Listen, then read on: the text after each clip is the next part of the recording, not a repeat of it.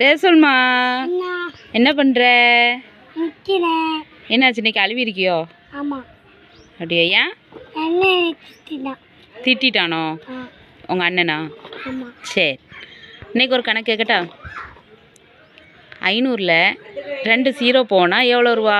500. 500 தானே? சரி, 500ல் 2 0 கழிச்சா?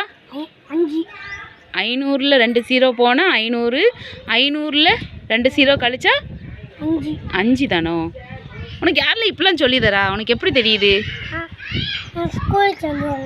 ஸ்கூலில் சொல்லி தந்தாங்களோ? சரி, சாயெல்லாம் குடிச்சாச்சா? எத்தனாவது போகிற? எத்தனை படிச்சிருக்க? 1 படிச்சிருக்கியோ?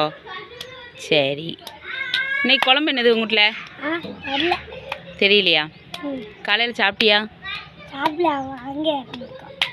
அப்படியோ? சரி, எது கை தட்டுற?